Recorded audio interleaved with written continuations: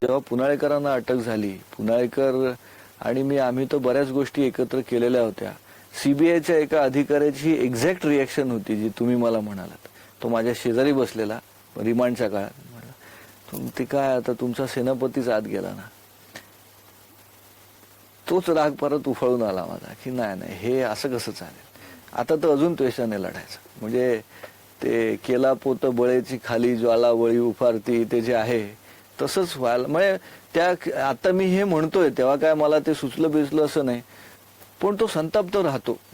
तो आम्हाला म्हणजे शिवाजी महाराजांना काय संताप आला असेल त्यांची माणसं म्हणजे मला कधीतरी असे प्रश्न पडतात की आम्ही महाराजांचं चरित्र वाचतो खरं, पण तो जो न्हावी पन्हाळ्यावरून खाली उतरताना दुसऱ्या पालखीत बसला, महाराजांच्या मनाला काय यातना झाल्या असतील.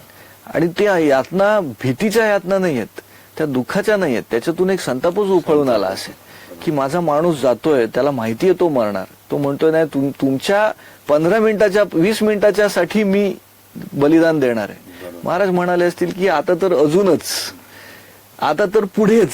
हे जे आहे ना कदाचित हे मराठी माणसाचं स्पिरिट आहे, हे महाराष्ट्र मातीचं स्पिरिट आहे. मी कुठे वेगळा आहे. क्या बात आहे.